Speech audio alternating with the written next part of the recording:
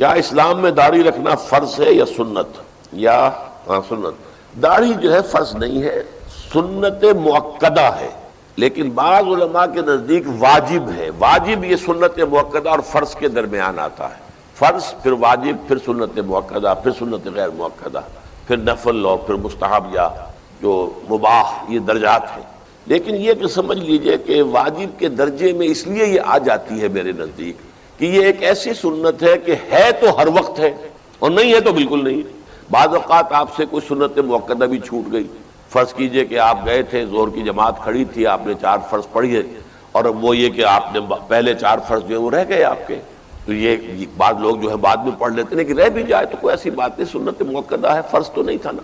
لیکن یہ کہ اگلے روز آپ نے نماز پڑھی تو سنت مؤکدہ بھی پڑھ لی، تو سنت کبھی رہ گئی کبھی آپ نے ادا کر لی۔ یہ داڑھی وہ شے ہے کہ جو ہے تو 24 گھنٹے ہے، نہیں ہے تو زیرو ہو گئی، اور نہ صرف زیرو ہو گئی بلکہ ہم عمل کرتے ہیں اس داڑھی کے خلاف، سنت کے خلاف عمل۔ جب آپ شیو کر رہے ہوتے ہیں تو یہ عمل کیا ہے؟ گویا کہ آپ اپنے ہاتھ سے اللہ کے رسول کی ایک سنت اور ان کے حکم کی نافرمانی کر رہے ہیں شیو کرتے ہوئے۔ اور پھر یہ کہ میں چونکہ یہ بھی عرض کیا کرتا ہوں عام طور پر، داڑھی وہ شے ہے، باقی تو جتنے نیکی کے کام ہیں ان میں کچھ خرچ ہوتا ہے، وقت لگتا ہے، نماز پڑھی وقت لگا، پیسے دیے صرف ہوئے آپ کی دولت سے۔ داڑھی وہ سنت ہے کہ آپ اس میں پیسہ بچاتے ہیں، وقت بچاتے ہیں، خرچ کچھ نہیں ہوتا، بچتا ہے۔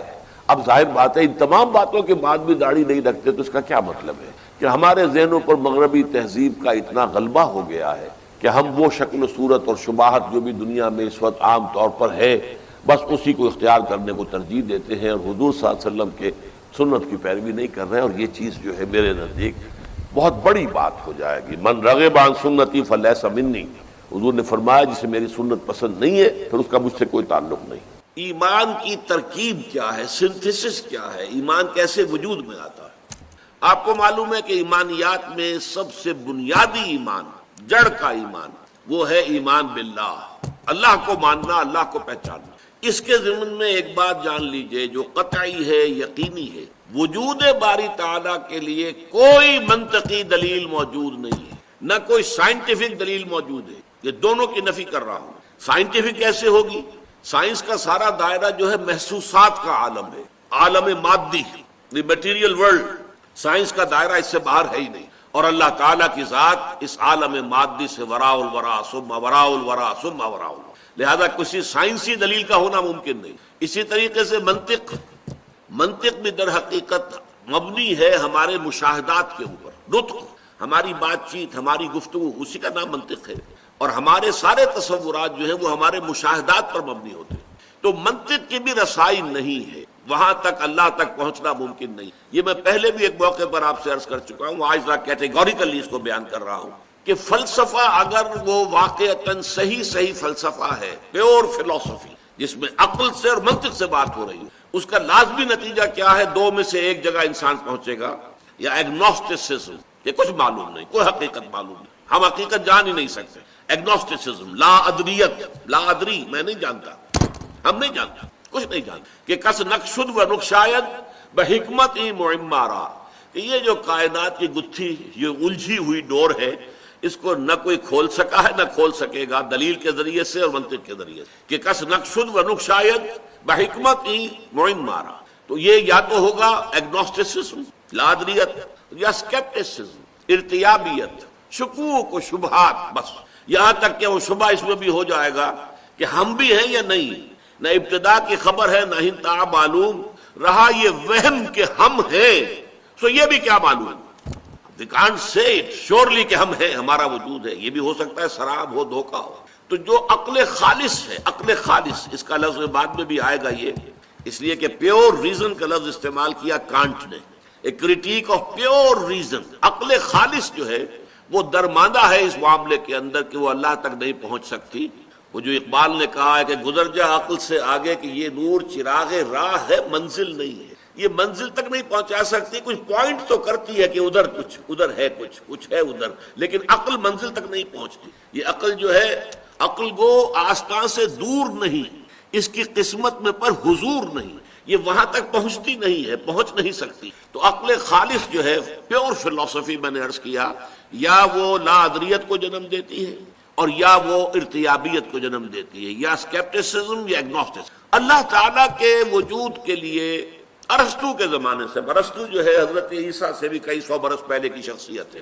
منطق دنیا میں جو بانی جا رہی ہے وہ ارسطو سے شروع ہوتی ہے، جو مغربی منطق ہے. اگرچہ انڈیا میں منطق اس سے بھی پہلے موجود تھی اور بہت زیادہ ڈیولپ تھی، ہندوستان کی منطق، لیکن چونکہ بعد میں تو اب یہ جو دور ہمارا ہے اس میں تو ہر چیز جو ہے وہ مغرب کی ہے، اس کی چھاپ پڑی ہوئی ہے، مغرب کا روب ہے. فلسفہ ہے تو مغرب کا، سائنس ہے تو مغرب کی. تو مغرب کا جو فلسفہ ہے اس میں منطق کا آغاز ہوا ہے ارسطو. ارسطو کے زمانے سے اللہ تعالیٰ کے وجود کے ثبوت کے لیے 3 دلیلیں پیش کی جاتی ہیں. علامہ اقبال نے اس کا ذکر کیا ہے کہ کانٹ نے، ایمینوئل کانٹ جو ہے وہ جدید فلسفہ میں بہت اہم مقام کا حامل ہے، ایک لینڈ مارک ہے. اس نے ان 3 دلیلوں کو کاٹ کر رکھ دیا کہ ان میں سے کوئی دلیل بھی منطق کی ترازو میں پوری نہیں اترتی، بلکہ منطق کو کاٹتی ہے. ان الحدید بالحدید یفلح، لوہا لوہے کو کاٹتا ہے، اسی طرح منطق کو کاٹ دیتی ہے. تو یہ دلائل کیا تھے؟ دلیل انی اذعانی طور پر، اف اللہ شک فاطر السماوات والارض، کیا اللہ کے بارے میں بھی کوئی شک ہو سکتا ہے جو آسمان اور زمین کا خالق ہے؟ اب یہ ایک ذرا زور تو ہے، خطیبانہ انداز ہے، پر زوردار انداز کے اندر دلیل کہاں ہے؟ اس میں دلیل تو نہیں ہے، منطقی طور پہ کوئی دلیل نہیں. اس کو آنٹولوجیکل دلیل کہتے ہیں، دلیل انی، دلیل لمی، کہ ہر چیز کے اندر کوئی حکمت ہے. اس کائنات کی جس شے پر غور کرو گے اس میں کوئی نہ کوئی پرپس ہے، پرپس فلنس، یہ اصول ہے اس تخلیق کا. اور ظاہر بات ہے کہ پرپس فل ہونا بتاتا ہے کہ پیچھے کوئی ذہن ہے جو کار فرما ہے، جس نے کہ کسی ارادے کے تحت اور کسی حکمت کے تحت اس کائنات کو تخلیق. یہ جو ہے ٹیلیولوجیکل آرگومنٹ کہلاتا ہے. پھر کاسمولوجیکل آرگومنٹ وہ ہے جو ہمارے عام جو واعظین ہیں وہ بھی استعمال کرتے ہیں ہمیشہ جب بات ہوگی مساجد میں. کیسے ممکن ہے کائنات ہو اور اس کا پیدا کرنے والا نہ ہو؟ یہ کیسے ہو سکتا ہے کہ جہاز چل رہا ہو اور جو ہے اس کا آپ کہیں کہ کوئی بنانے والا ہے ہی نہیں، خود بخود بن گیا ہے؟ یہ کیسے ہو سکتا ہے؟ تو عام آدمی کو یہ دلیل جو ہے یہ کافی اپیل کرتی ہے کہ یقیناً یہ خلق جو ہے خالق کے وجود پر دلالت کرنے والی شے. لیکن آپ دیکھیں گے تو یہ خطرناک دلیل جو ہے اگلا قدم یہ بڑھاتی ہے عقل، کہ اچھا اگر بغیر کسی کے پیدا کیے کوئی شے پیدا نہیں ہو سکتی، مان لیا ہم نے، تو اللہ کو کس نے پیدا کیا یہ بتاؤ؟ پھر اللہ بھی بغیر پیدا کیے کرنے والے کے پیدا نہیں ہونا چاہیے. تو دلیل نے دلیل کو کاٹ دیا. یا تو اس کو بھی مانو، اگر تو دلیل کو اگر اس کو تسلیم کرتے ہو کہ کوئی ہستی کوئی شے بغیر کسی صانع کے، کسی پیدا کرنے والے کے، کسی خالق کے پیدا نہیں ہو سکتی، تو اللہ تعالیٰ کیسے پیدا ہو گیا جس کو تم مانتے ہو کہ اس کا پیدا کرنے والا کوئی نہیں؟ دلیل آ کر یہاں کٹ گئی. بہرحال کانٹ نے ان تینوں کے بارے میں کہا، اگرچہ 2 دلیلیں پھر بعد میں اور بھی دی گئی ہیں اللہ تعالیٰ کی ہستی پر. ایک ہسٹوریکل، کہ تاریخ میں ہمیشہ سے ہر معاشرے میں یہ مانا گیا ہے کہ کوئی پیدا کرنے والا ہے. لیکن اگر اس دلیل کو مانے تو پھر تاریخ میں ہر معاشرے میں شرک بھی موجود رہا ہے. جس قدر تسلسل شرک کو رہا ہے کہ ایک پیدا کرنے والے کو مان کر اس کے ساتھ نائبین، اس کے ساتھ جو ہیں اس کے لاڈلے، اس کے منہ چڑھے، جن کی سفارش کو وہ روک نہیں سکے گا، یہ سارے تصورات بھی رہے کہ نہیں رہے؟ اگر پرماتما کے ساتھ جو ہے اور مہادیو کے ساتھ دیویاں اور دیوتاؤں کی فوج رہی ہے، اگر بڑے جی سے لکھے جانے والا گاڈ، چاہے وہ رومن امپائر کا ہو اور چاہے وہ گریکس کا ہو، وہ ساتھ ان کے گاڈز اینڈ گاڈیسز کی فوجیں ہیں. اللہ ایک ہے، آلہہ بے شمار ہے. تو یہ دلیل بھی کٹ گئی کہ اگر کسی شے کا تسلسل اور دوام اور اس کا مسلسل پایا جانا تاریخ کے دوران دلیل ہے تو پھر شرک کے حق میں بھی اس دلیل کو ماننا پڑے گا. ایک دلیل جو ہے وہ دی گئی ہے مورل، اور وہ بڑی وزنی دلیل ہے. اور لیکن یہ کہ قرآن مجید نے اس دلیل کو وجود باری تعالیٰ کے لیے استعمال نہیں کیا ہے، بلکہ اسے آخرت کے لیے، معاد کے لیے، جزا و سزا کے لیے استعمال کیا. وہ ابھی آج ہم پڑھ لیں گے انشاءاللہ تعالیٰ. تو یہ سمجھ لیجئے کہ جب اللہ تعالیٰ کی ہستی کا کوئی ثبوت ہمیں منطقی دلیل سے نہیں ملتا ہے تو پھر اللہ تعالیٰ کی کو ماننے کی بنیاد کیا ہے؟ دیکھیے اس کا تعلق ہے کلیتاً انسان کی فطرت کی بدیہیات. بدیہ کہتے ہیں ایسی چیز جو از خود روشن ہو، واضح ہو، جس کو کسی دلیل کی حاجت نہ ہو. جیسے کہتے ہیں کہ آفتاب آمد، دلیل آفتاب. اسی طریقے سے کوئی شے جو بالکل روشن ہے، از خود واضح ہے. فطرت کے اندر کوئی شے ہے. اقبال نے کانٹ کی بات مانی ہے کاسمولوجیکل، ٹیلیولوجیکل، آنٹولوجیکل جتنے آرگومنٹس تھے کانٹ نے سب کا صفایا کر دیا کہ یہ خود منطق کے پیمانے پر پورے نہیں اترتی دلیلیں۔ اس کے بعد یہ بھی میں آپ کو بتاتا چلوں کہ پورے یورپ کے اندر اس وقت تک یورپ میں مذہبیت کا بڑا زور تھا، تو ایک بڑی یعنی لہر پیدا ہوئی کہ یہ کیا کیا اس نے، تو مذہب کی بنیاد ہٹا دی، ہلا دی ہے، ختم کر دی ہے۔ اب یہ بھی ہو سکتا ہے کہ معاشرے کے دباؤ کی وجہ سے، جیسے ہم دیکھتے ہیں علامہ اقبال نے جب شکوہ نظم لکھی تو بڑا ایک طوفان مچ گیا کہ یہ ایسی گستاخی اللہ تعالیٰ کی جناب میں، اور اس طرح کا انداز، اور یہ باتیں کرنا اس طرح اللہ کے ساتھ جب شکوہ۔ پھر علامہ نے جواب شکوہ لکھا تو پھر یہ کہ لوگوں کے سامنے واضح ہوا کہ یہ در حقیقت ایک پیغام دینے کا ذریعہ تھا۔ ہو سکتا ہے کانٹ کا معاملہ بھی یہی ہو، لیکن اس نے پہلی کتاب لکھی critique of pure reason, pure reason, عقل خالص جو میں نے ابھی لفظ استعمال کیا تھا، اور ثابت کر دیا کہ عقل خالص کے ذریعے سے خدا کو ماننے کے لیے کوئی بنیاد موجود نہیں ہے، کوئی دلیل نہیں، ساری دلیلیں کاٹ کر توڑ پھوڑ کر رکھ دی۔ لیکن پھر کچھ عرصے کے بعد اس نے کتاب لکھی کریٹیک آف پریکٹیکل ریزن، ایک دلیل عملی ہے، انسان کا عمل درست نہیں رہ سکتا جب تک کہ وہ خدا کو نہ مانے، لہذا خدا کو ماننا ہماری ضرورت ہے۔ اگر خدا نہیں بھی ہے تو ہمیں خدا تصنیف کرنا چاہیے، خدا بنا لینا چاہیے، اس لیے کہ اس کے بغیر ہمارے ہاں اخلاق کا، انسان کے اندر نیکی کا کوئی امکان نہیں۔ مورل جو لا ہے اس کو اس نے استعمال کیا ہے بعد میں۔ بہرحال اس وقت جو میں عرض کر رہا تھا وہ یہ ہے کہ قرآن کا جو موقف ہے اس معاملے میں وہ یہ ہے، اللہ پر ایمان، اللہ کی معرفت، اللہ کی محبت انسان کی فطرت میں موجود ہے۔ فطرت سے مراد روح انسانی، انسان کے یہ دو حصے سمجھ لیجئے وجود انسانی کے، وجود حیوانی اور وجود روحانی۔ ایک ہمارا حیوانی وجود ہے، جیسے گھوڑا ہے، جو انسٹنکٹس اس کے وہ ہمارے بھی ہیں، کھانے کو چاہیے، پینے کو چاہیے، آرام چاہیے، استراحت چاہیے، یہ ساری چیزیں۔ نسل کشی ہے وہ بھی ہے، اس کے بھی سیکشول جذبات ہیں، ہمارے بھی ہیں۔ تو ہم for all practical reasons we are animals, ہمارے اینیمل انسٹنکٹس ہے وہی ہے کہ جو تمام اینیملس کے، لیکن ہم صرف اینیمل نہیں ہیں، ہمارا ایک وجود کا حصہ ہے یہ اینیمل ایگزسٹنس، ایک ہے اسپرچول ایگزسٹنس، جسے یورپ کے فلاسفہ نے بھی مانا ہے کہ ایک ڈیوائن سپارک بھی ہے انسان کے، روح ملکوتی ہے، شعلہ ملکوتی ہے۔ یہ جو انسان کا حصہ ہے ڈیوائن، یہ در حقیقت اصل انسان یہ ہے، اور اس انسان کے اندر جو روح ہے در حقیقت اس سے یہ مراد ہے، اس میں اللہ تعالیٰ کا علم، اللہ کی محبت، اللہ کی معرفت، تینوں چیزیں موجود ہیں۔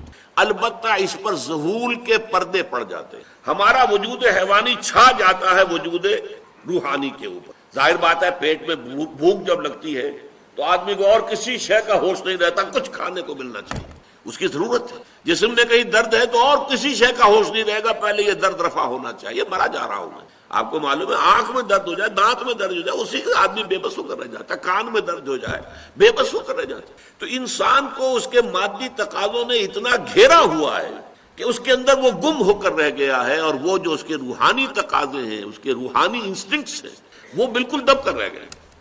لہذا ان کو یاد دہانی کی ضرورت ہے۔ یاد دہانی کا لفظ نوٹ کیجئے یہاں پر، یاد کرانا کہ ہے تو صحیح، جیسے مثلا آپ کا اپنا کوئی ایکسپیرینس ہے کہ کوئی چیز آپ کو یاد تھی لیکن اب بہت عرصے سے ادھر خیال نہیں گیا، تو اب آپ کے وہ ذہن کے جو کانشس مائنڈ ہے اس کے لیول سے نیچے کہیں اتر کر، اور جو محافظ خانہ ہوتا ہے ضلع کچہری کے اندر فائلوں کے انبار لگے ہوتے ہیں، اسی طرح ہماری جو میموری ہے، ہماری جو یادداشت ہے، آپ کیا اندازہ کر سکتے ہیں کہ کتنی فائلوں کے انبار وہاں لگے ہوئے، تو کوئی فائل جو ہے بہت نیچے جا کر دب گئی ہے، اب وہ کبھی خیال ہی نہیں آیا۔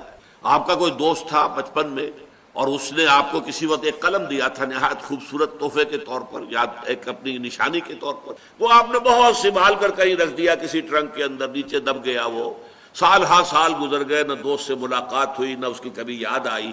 اچانک کسی روز ذرا زیادہ گہرائی میں آپ اتر گئے اپنے ٹرنک کے، اور وہ جا کر اس کے نیچے سے آپ کا وہ پین برآمد ہو گیا، تو آپ کو اپنا وہ دوست یاد آ جائے گا یا نہیں؟ یہ جو دوست کا یاد آ جانا ہے، اس کا مطلب کیا ہے؟ وہ دوست کا علم تمہارے اندر تھا، دب گیا تھا، نیچے چلا گیا تھا، اس کے اوپر بہت سے انبار آ گئے تھے فائلوں کے۔ اب یہ ہے کہ اچانک آپ نے ایک اس کی نشانی دیکھی، اور نشانی دیکھتے ہی آپ کو دوست یاد آ گیا۔ بس یہی فینومینن ہے اللہ پر ایمان کا، اس کائنات کا ذرہ ذرہ اللہ کی نشانی ہے، یہ اس کی مخلوق ہے، اور مخلوق کے اندر اللہ کی تمام صفات منعکس ہیں. یہ کائنات بتا رہی ہے کہ وہ علی کل شیء قدیر ہے. کتنی عظیم کائنات اس نے بنائی ہے، ذرا غور تو کیجیے. لہذا اس کی عظمت، اس کی قدرت، علی کل شیء قدیر، اس کو جاننے کے لیے اس کائنات سے بڑھ کر کون سی کتاب ہوگی؟ اسے آپ کتاب فطرت کہیے. کھول آنکھ، زمین دیکھ، فلک دیکھ، فضا دیکھ. افلا ينظرون الى الابل كيف خلقت والى السماء كيف رفعت والى الجبال كيف نصبت والى الارض كيف سطحت فذكر انما انت مذکر. دیکھیے پیارا انداز ہے. یہ دیکھتے نہیں پہاڑوں کو کیسے جما دیے گئے، اونٹ کو کیسے اس کی خلقت ہے جو اس کے ماحول کے ساتھ کس قدر مناسبت رکھنے والی ہے.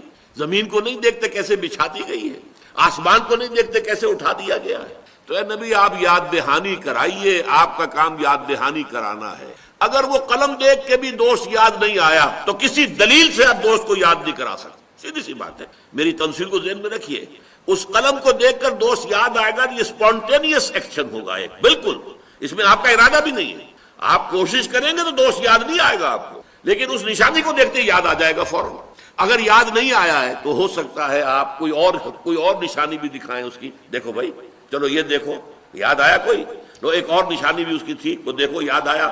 اگر یاد نہیں آیا تو کوئی دلیل نہیں ہے کہ جو اللہ کے وجود کو بنوا لے. کوئی دلیل نہیں ہے جس سے کہ آپ دوست کی یاد اس کے ذہن کے اندر تازہ کر سکیں. دس نو وے. کیا ہر سوال کرنے والے کو دیا جائے یا پیشہ ور بھکاریوں کو دینے سے اجتناب کیا جائے؟ ایسے لوگوں کو کس طرح پہچانا جائے؟ یہ ذرا بڑا پیچیدہ مسئلہ ہے. حضور کی ایک حدیث تو یہ بھی ہے کہ مانگنے والا چاہے تمہارے دروازے پر گھوڑے پر سوار ہو کر آئے پھر بھی اس کو دو.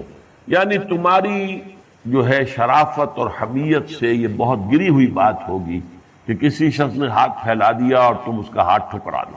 اس لیے کہ اس نے تو اپنی عزت نفس جو ہے، جب آپ کے سامنے اس نے ہاتھ پھیلایا ہے تو اپنی عزت نفس اس نے ہتھیلی پر رکھ کر آپ کے سامنے پیش کر دی. اب یہ اچھا نہیں ہے کہ آپ اس کو ٹھوکر مار دیں اس کی عزت نفس کو. البتہ یہ ہے کہ اگر نہ دیں تو ایسی کوئی بات بھی نہیں ہے، آپ معذرت کر سکتے ہیں. قول معروف، وہ جو ہے ومغفرۃ خیر من صدقۃ یتبعها اذی، آج ہم پڑھ چکے ہیں. اور باقی جو یہ بیگری ایک انسٹیٹیوشن بن گئی ہے، اس کی تو حد تک امکان کوشش ہونی چاہیے کہ اسے ڈسکریج کی. باقی یہ ہے کہ اب یہ ایک انڈیویجول کے دل کی کیفیت جو ہے، استفت قلبک پر معاملہ اس پر عمل ہونا چاہیے. میں اس میں کوئی آخری حتمی جو ہے رائے آپ کو نہیں دے سکتا. دونوں باتیں میں نے آپ کو بتا دی، بلکہ ایک ہی بتائی تھی. دوسری یہ ہے کہ سوال کی حضور نے انتہائی مذمت کی ہے. مت مانگو، مانگنا ہے تو اللہ سے مانگو، بس کسی سے مت مانگو. انتہائی مذمت ہے سوال. البتہ جس نے سوال کر ہی لیا، اب تمہاری شرافت سے یہ چیز جو ہے مطابقت نہیں رکھتی کہ اس کی ہاتھ پر اس کی عزت نفس کو اب ٹھکرا دو. اس وقت یہ ہے کہ اصل نماز یہی ہے، یہ سورہ فاتحہ. چنانچہ میں آپ کو حدیث سنا رہا ہوں جو صحیح بخاری میں بھی ہے، صحیح مسلم میں بھی ہے، جامع ترمذی میں بھی ہے، سنن ابی داود میں بھی ہے، سنن نسائی میں بھی ہے، اور بہت سی کتابوں میں موجود ہے.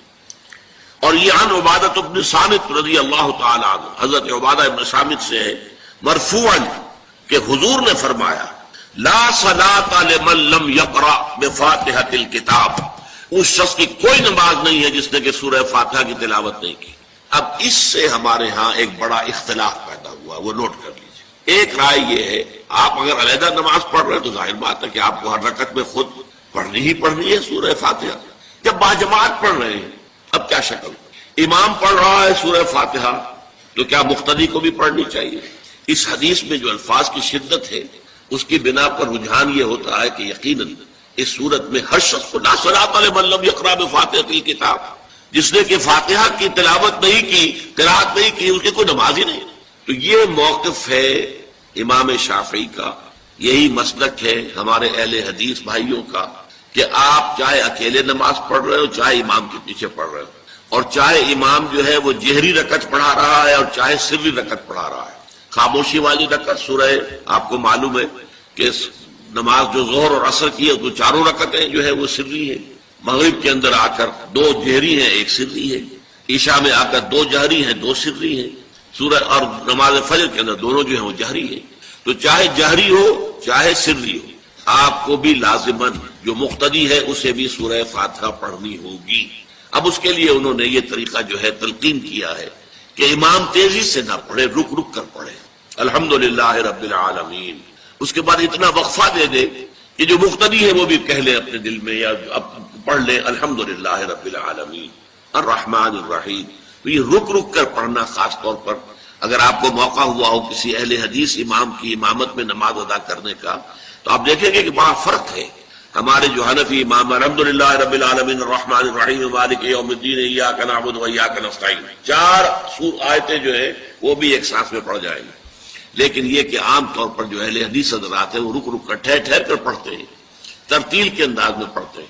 یا پھر دوسری شکل انہوں نے ایک اور کی ہے، یہ آپ سعودی عرب میں جب کبھی نماز پڑھیں گے اور آپ پڑھی ہو آپ نے، تو وہاں آپ دیکھیں گے کہ امام جو ہے وہ سورہ فاتحہ پڑھنے کے بعد کوئی 1 منٹ جو ہے خاموش رہتا ہے، تاکہ آپ اب جو مقتدی ہیں وہ اس وقفے میں وہ اب سورہ فاتحہ پڑھ لیں، پھر وہ قرات کرے گا، کوئی اور آیات اس نے شامل کرنی ہے تو بعد میں شروع کرے گا، درمیان میں وقفہ ہوگا۔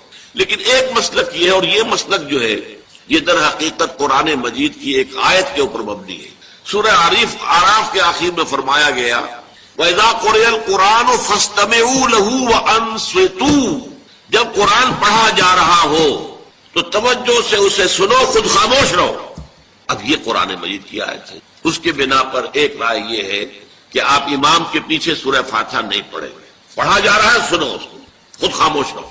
اور اس کے لیے وہ دلیل دیتے ہیں کہ یہ شکل ایک وفد کی سی ہے، جیسے کسی بڑی شخصیت کے پاس اگر آپ کا کوئی وفد جاتا ہے، 8-10 افراد ہیں، ان میں اسپوکس مین ایک ہوتا ہے، وہ بات کرتا ہے، باقی سب لوگ موجود رہتے ہیں، سنتے ہیں۔ اسی طریقے سے امام جو ہے وہ گویا کہ آپ کا نمائندہ ہے، اور وہ پڑھ رہا ہے الحمدللہ رب العالمین الرحمن الرحیم مالک یوم الدین، تو امام کی قرات ہی آپ کی بھی قرات ہو گئی۔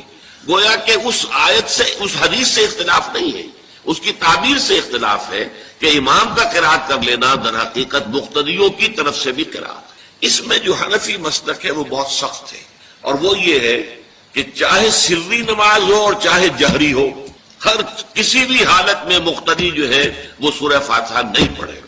اب اس میں ذرا سا سوال پیدا ہوتا ہے کہ جہری رکعت میں تو اس آیت کا اطلاق ہو جائے گا کہ وَإِذَا قُرِئَ الْقُرْآنُ فَاسْتَمِعُوا لَهُ وَأَنصِتُوا، سری میں تو اس آیت کا اطلاق نہیں ہوتا۔ بہرحال یہ مسلک ہے، امام شافعی کا ایک انتہا پر ہے، ہر صورت میں سری ہو یا جہری ہو آپ کو پڑھنی ہی پڑھنی ہے، اور امام ابو حنیفہ دوسری انتہا پر ہے کہ چاہے سری ہو چاہے جہری ہو کسی شکل میں نہیں پڑھ۔ امام مالک کا مسلک ہے درمیان میں، اور میں اس میں کوئی جھجک محسوس نہیں کرتا کہ میں آپ کے سامنے عرض کر دوں کہ میں اس پر عمل پیرا ہوں۔ وہ کیا ہے؟ جہری نماز میں خاموش رہو اور سنو، اس آیت کا اطلاق ہو جائے گا جب بلند آواز سے پڑھ رہا ہے امام تو پوری توجہ، فاستمعوا له، اپنی پوری توجہ کو اس کے سننے کے اوپر مرکوز کر دو اور خود خاموش رہو۔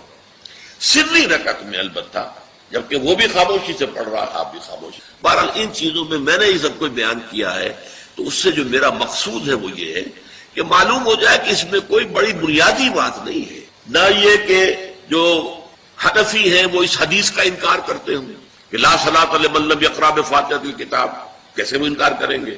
اور نہ ہی کوئی جو حنبلی ہے یا اہل حدیث ہے وہ قرآن کی اس آیت کا اختلاف سے جو ہے وہ اختلاف کر سکتا ہے کہ اذا قرئ القرآن فاستمعوا له وانصتوا، لیکن یہ کہ اس کے پھر اس سے جو احکام کا استنباط ہے اس میں اختلاف ہو جاتا ہے، تو اس کو نہیں سمجھنا چاہیے کہ یہ کوئی بہت بڑی اہمیت والی بات ہے۔ بات کہ جو فرض نماز ہے اصل اہمیت اس کی ہمارے ہاں عام طور پر مذہبی حلقوں میں، اور خاص طور پر جو ذرا متصوفانہ انداز کے رنگ کے لوگ ہوتے ہیں، وہ فرض کو تو بس ایسے ہی ادا کر لیتے ہیں جیسے بس اس کی کوئی اہمیت نہیں، بلکہ بعض لوگ وہ بھی ہیں کہ جو فرض کو ترک کر دیتے ہیں، نوافل پر سارا زور، صرف رات کی نماز پر زور دیا جا رہا ہے، فرض نمازوں یہ ہم نے دیکھے ہیں ایسے لوگ بالفعل دیکھے۔ یہ تمام چیزیں جو ہیں در حقیقت اس پھر راہ نبوت سے انسان کو ہٹا دینے والی۔ فرض کتنا فرض، نفل کتنا نفل۔ نوافل کے بارے میں جو ہے شریعت سے ثابت ہے، وہ تہجد بھی نافلۃ لک، حضور کے لیے تو لازم تھی، باقی کے لیے لازم نہیں ہے۔ جو قیام اللیل شروع میں تھا وہ لازم نہیں ہے۔ ہاں رمضان مبارک میں اس کی تشویق ہے، ترغیب ہے، وہ خاص ایک مہینہ ہے، اس میں دن میں کھانا پینا جو ہے وہ حرام کیا گیا، تو رات کو 2/3 رات یا 1/3 کم سے کم 1/3 رات جاگو اللہ کے قرآن کے ساتھ، اللہ کی کتاب کے ساتھ۔ تو یہ اصل میں جو توازن ہے یہ جو ہے بہت ضروری ہے۔ ارأیت اذا صلیت الصلوات المکتوبات، حضور آپ نے دیکھا، غور فرمائیے کہ اگر میں جو فرض نمازیں ہیں وہ ادا کریں. اب مثلا ایک حدیث مجھے اور یاد آئی، فرض نماز کی اہمیت کو بیان کرنے کے لیے حضور نے فرمایا جس شخص نے عشاء کی نماز بھی جماعت کے ساتھ ادا کی اور پھر فجر کی نماز بھی جماعت کے ساتھ ادا کی، اس کے لیے پوری رات کا قیام لکھ دیا جائے گا. فرض کی یہ اہمیت. فَإِذَا صَلَّيْتُ الْمَكْتُوبَاتِ صلوات المکتوبات وصمت رمضان، اور میں روزہ بھی رمضان کے روزے رکھ لوں، باقی روزہ رکھنا آپ کی مرضی پر ہے، رکھیں ٹھیک ہے، لیکن وہ جو لازم نہیں ہے. نجات کے لیے لازم جو بیس لائن ہے وہ جو عبادات فرض، اس کے بعد جتنا آدمی اضافہ کر سکے. حالات کو بھی دیکھیں، بعض حالات ایسے ہوں گے کہ اس میں اصل اہمیت جہاد کی ہو جائے گی، قتال کی ہو جائے گی. اب ایسا حال بھی ہو سکتا ہے کہ اسلامی نظام قائم ہے، اسلامی حکومت قائم ہے، نظام خلافت قائم ہے، تو اب قتال کا معاملہ جو وہ حکومت کے ذمہ ہے، حکومت انتظام کرے گی. اگر کہیں 10,000 آدمی چاہیے، 10,000 آدمی نکل آئے چل جانے کے لیے، تو باقی آرام سے گھر میں سوئیں یا نوافل پڑھیں، ساری رات کھڑے رہے، ٹھیک ہے. یہ تقرب بالنوافل کا موقع ہوگا. لیکن اگر اللہ کا دین جو ہے وہ مغلوب ہے، پامال ہے، اسے پاؤں تلے رودا جا رہا ہے، شریعت کی دھجیاں بکھیری جا رہی ہیں، عوامر کا استہزاء ہو رہا ہے، اور جو منکرات ہیں ان کی تبلیغ ہو رہی ہے، اس وقت آدمی نوافل میں لگا رہے. وہاں تو فرض ہو جائے گا امر بالمعروف نہی عن المنکر، جہاد، اس کی جو بھی تقاضے ہیں اس وقت سارے تقاضے اس کو بیان کرنے کا موقع نہیں ہے. اس اصل شے وہ ہوگی، اس فرض کو ترک کر کے نوافل میں لگیں گے، یہ نوافل منہ پر دے مارے جائے گا. اس کو بہت زیادہ نمایاں کرنے کے لیے میں مثال دیتا ہوں. ذرا سوچئے، جب دامن احد میں معرکہ جاری تھا اور صحابہ کی جان پر بنی ہوئی تھی، خود حضور کی جان پر بنی ہوئی تھی، آپ کو معلوم ہے آپ زخمی ہوئے ہیں اور اتنا خون آپ کا بہہ گیا ہے کہ آپ بے ہوش ہو گئے ہیں، اور خبر اڑ گئی کہ آپ کا جو انتقال ہو گیا، شہید ہو گئے. اس وقت اگر کوئی شخص مسجد نبی میں بیٹھا ہوا درود کی تسبیح پڑھ رہا ہو، یا کوئی اور نوافل ادا کر رہا ہو، یا قرآن پڑھ رہا ہو، تو اس کے بارے میں کیا حکم آپ کا ہوگا؟ پکا منافق. حالانکہ کام تو وہ اچھے کر رہا ہے. درود کی کتنی فضیلت آئی ہے، اور نوافل ہے، یا قرآن کا پڑھنے کا ایک ایک حرف کا 10 نیکیوں کا ثواب ہے. غلام وہ ہے، ایک شخص وہ ہے جو ایک ہی آدمی کا غلام ہے. حل یستویان مسئلہ، کیا یہ برابر ہو سکتے ہیں مثال میں؟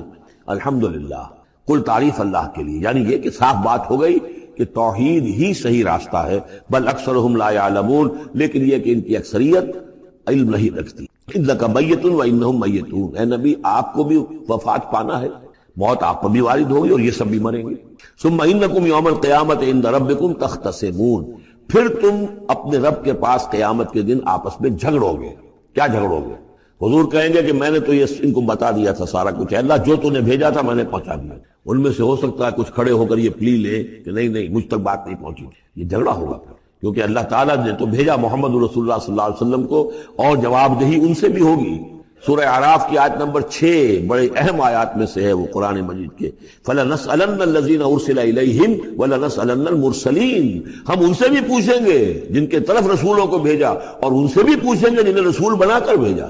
تم نے ہمارا پیغام پہنچا دیا تھا؟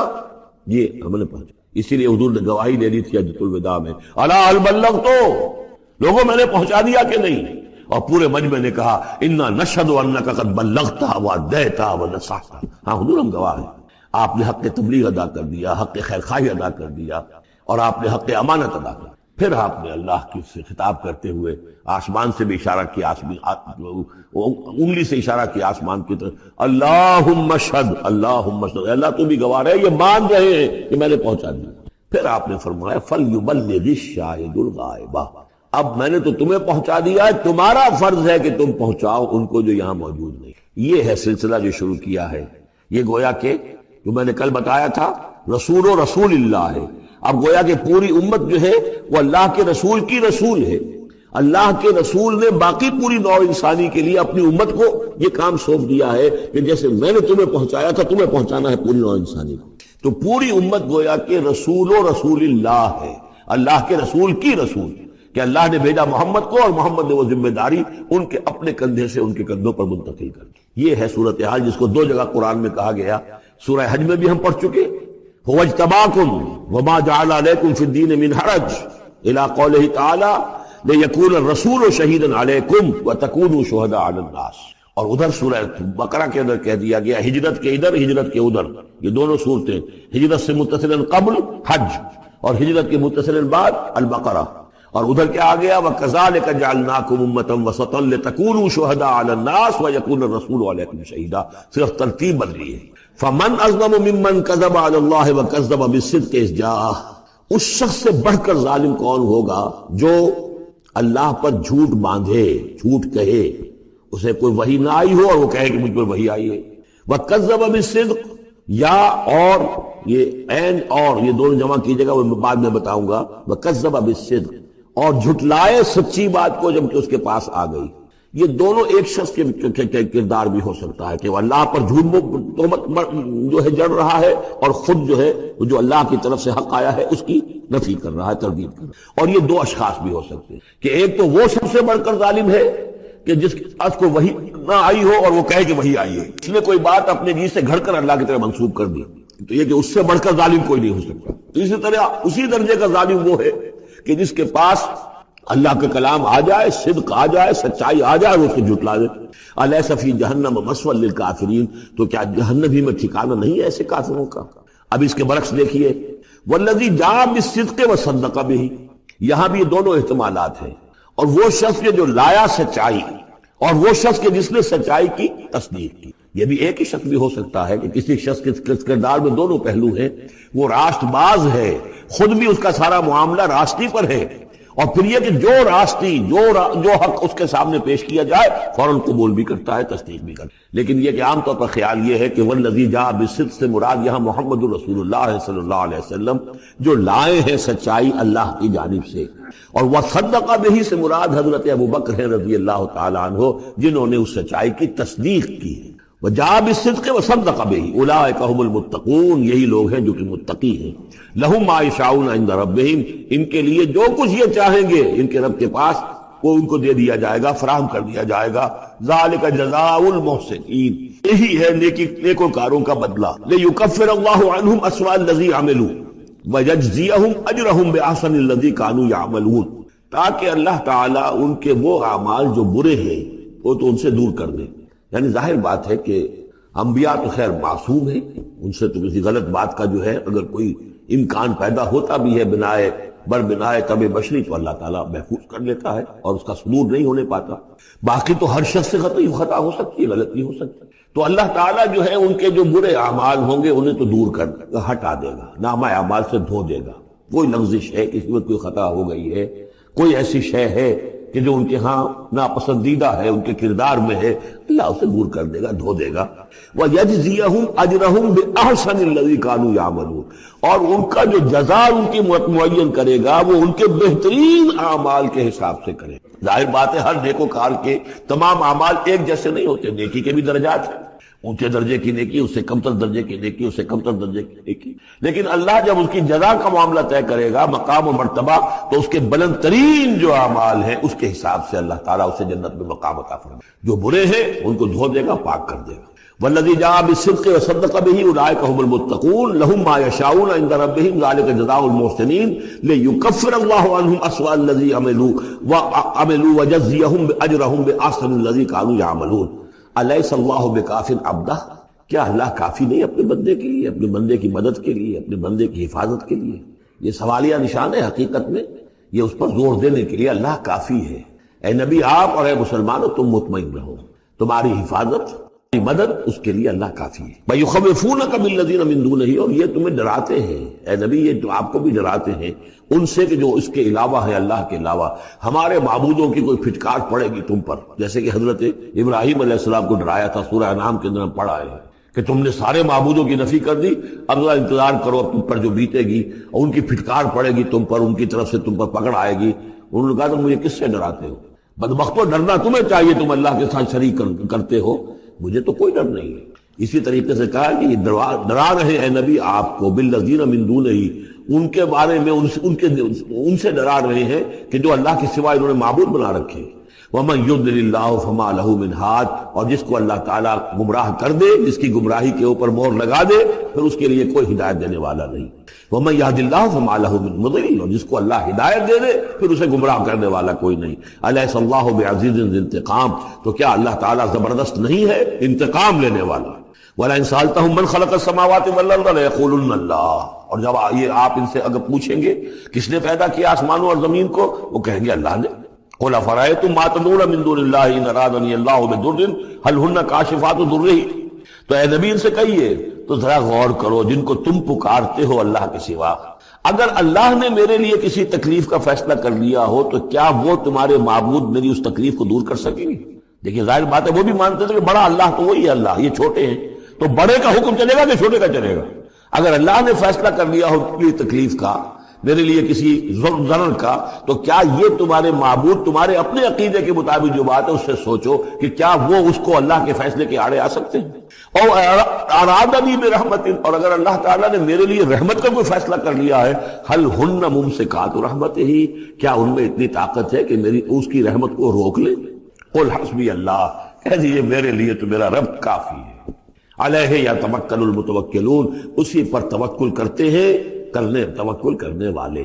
قل یا قوم اعملوا علی مکانتکم، کہہ دیجئے اے نبی، اے میری قوم کے لوگوں، کر لو جو کچھ تم کر سکتے ہو، میرے خلاف جو سازشیں کرنی ہے کر لو، جو تدبیریں کرنی ہے کر لو، جو قوت جمع کرنی ہے کر لو، انی عامل، میں بھی اپنی سی محنت کر رہا ہوں۔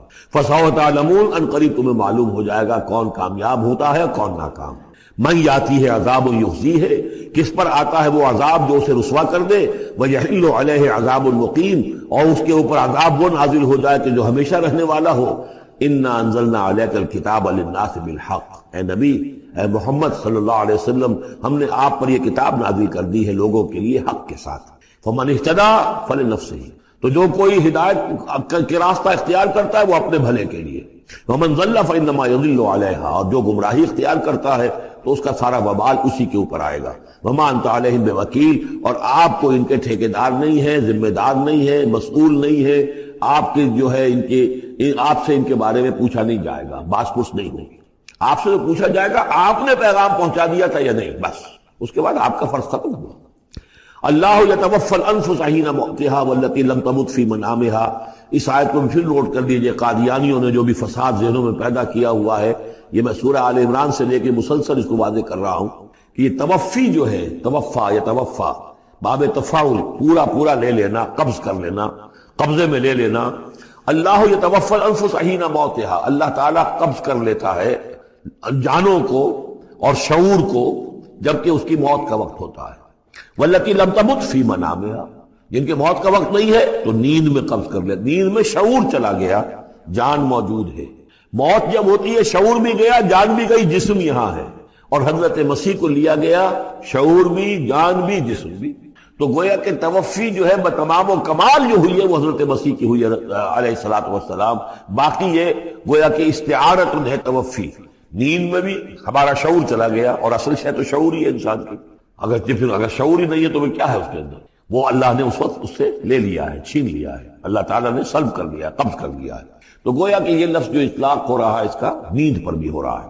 فَيُمْسِكُ الَّتِي قَضَىٰ عَلَيْهَا الْمَوْتَ، تو جس کی موت کا اللہ فیصلہ کر چکا ہے اس کو اپنے پاس روکے رکھتا ہے۔ وَيُرْسِلُ الْأُخْرَىٰ إِلَىٰ أَجَلٍ مُّسَمًّى، جس کے لیے صرف نیند کا فیصلہ تھا واپس بھیج دیتا ہے، جب وہ جاگتا ہے تو اس کا شعور واپس آ جاتا ہے، اور ایک وقت معین تک کے لیے اس کا یہ سلسلہ جاری رہتا ہے۔ إِنَّ فِي ذَلِكَ لَآيَاتٍ لِقَوْمٍ يَتَفَكَّرُونَ، یقیناً اس میں نشانیاں ہیں ان لوگوں کے لیے جو غور و فکر سے کام لیں۔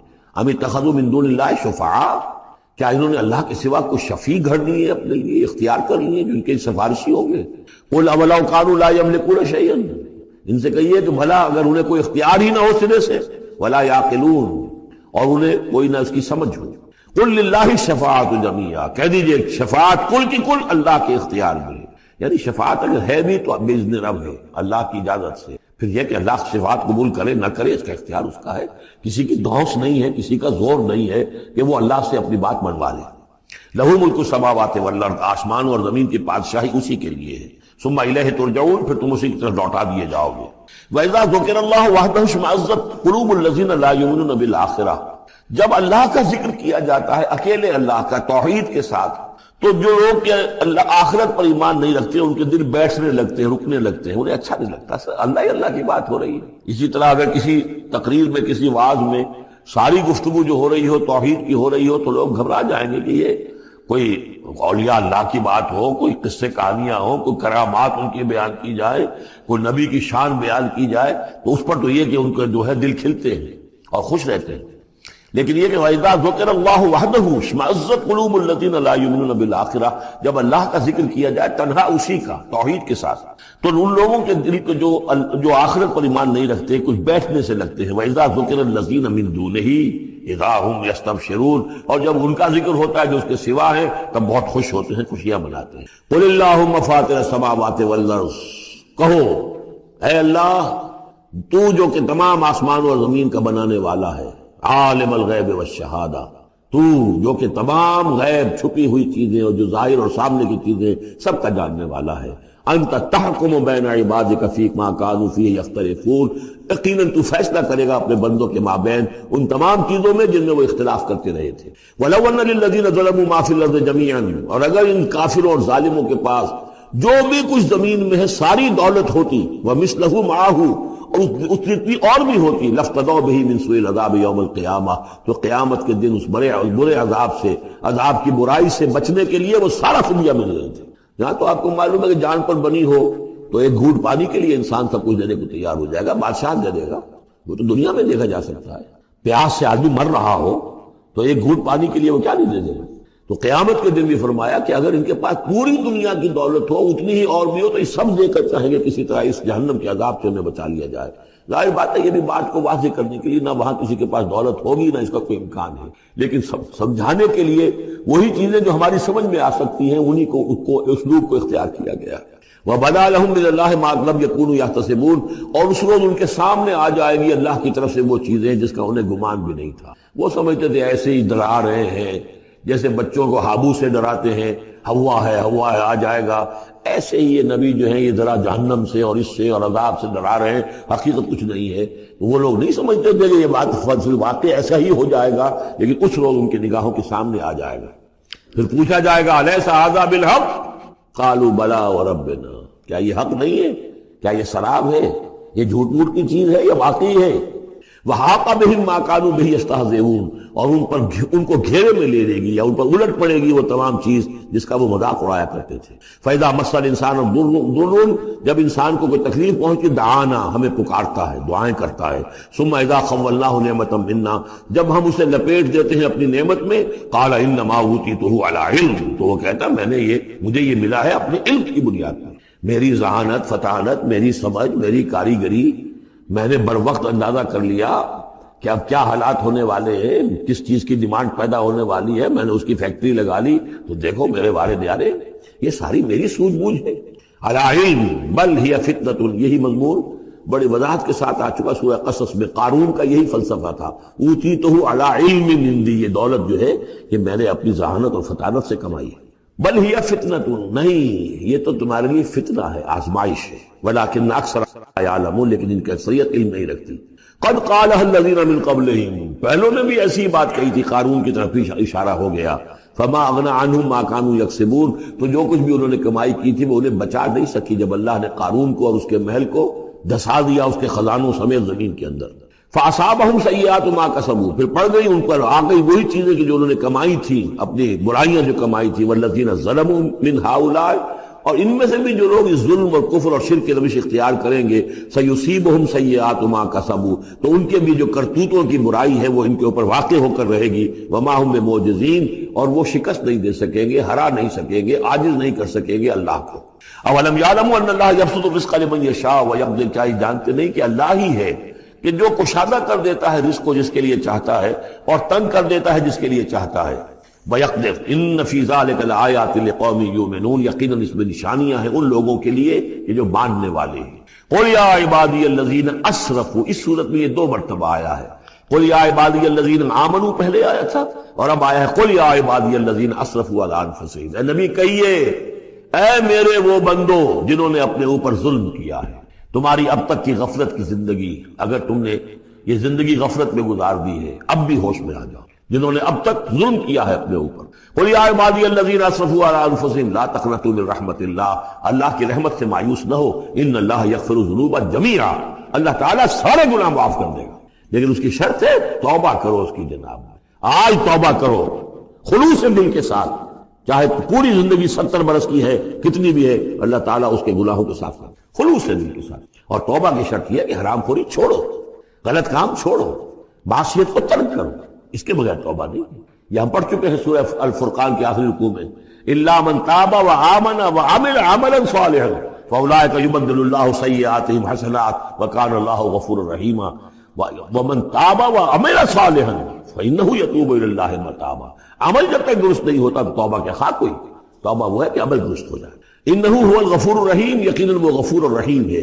وانیبوا الی ربکم، اور اپنے رب کی طرف رجوع کرو. واسلموا لہ، اور اس کے فرما بردار بن جاؤ، اب بھی بن جاؤ. من قبل ان یاتیکم العذاب ثم لا تنصرون، اس سے پہلے کہ تم پر وہ عذاب آئے اور مسلط ہو جائے اور پھر تمہاری کہیں سے کوئی مدد نہیں کی جا سکتی. واتبعوا احسن ما انزل الیکم، یہ اس سے پہلے بھی آیت آ چکی ہے نا، آیت نمبر 18 میں تھا فیتبعون احسن. یہ قرآن بھی جو تمہیں راستہ دکھا رہا ہے اس میں درجات ہیں، اونچے ہیں. السابقون الاولون من المہاجرین والانصار والذین اتبعوہم باحسان، یہ درجے تھے کہ نہیں تھے؟ درجہ شہادت ہے، درجہ صدیقیت ہے کہ نہیں ہے؟ یہ سورہ حدید میں جا کر مزید مضمون اور کھلے گا. تو اونچے سے اونچے درجے کی طرف چلنے کی کوشش کرو. واتبعوا احسن ما انزل الیکم من ربکم، اور جو کچھ تمہارے رب کی طرف سے تمہاری طرف نازل کیا گیا ہے اس میں سے جو بہترین درجے کی شے ہے اس کی پیروی کرو.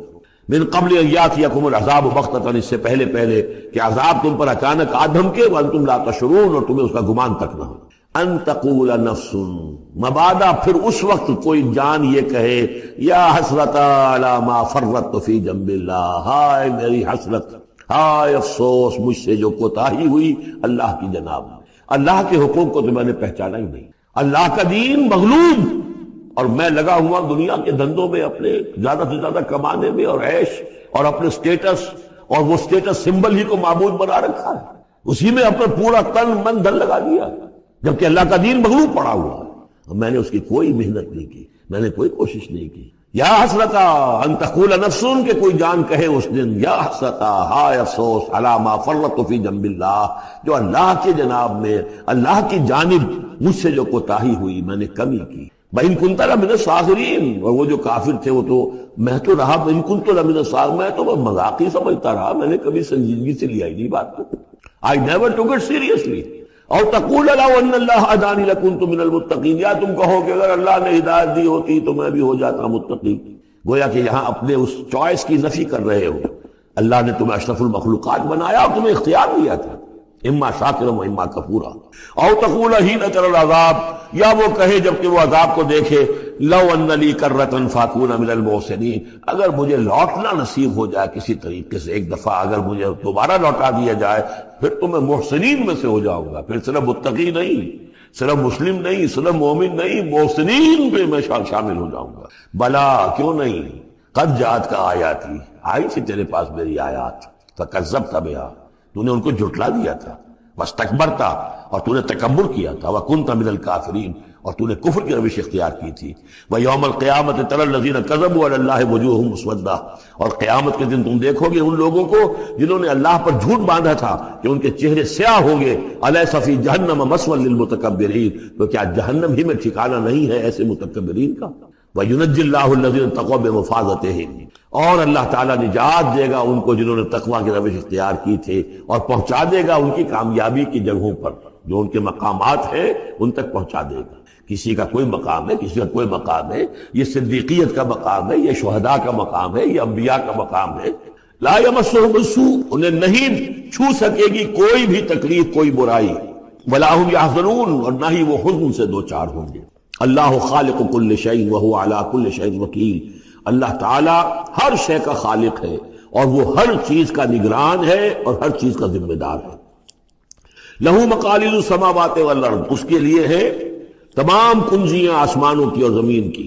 والذین کفروا بآیات اللہ اولئک هم الخاسرون، اور جن لوگوں نے اللہ کی آیات کا انکار کیا وہی ہے تباہ ہونے والے اور گھاٹے میں رہنے والے. یہ آخری دو رکوع جو ہے سورہ مبارکہ کے، ہمارے پاس وقت کم ہے لیکن بہرحال اس میں جو بھی ملائم ہے فائدہ اٹھانا ہے. یہ بہت ہی پرجلال انداز ہے قرآن مجید میں، لیکن پھر وہی توحید کا مضمون آ رہا ہے. توحید فی العبادت. قل افغیر اللہ تامرونی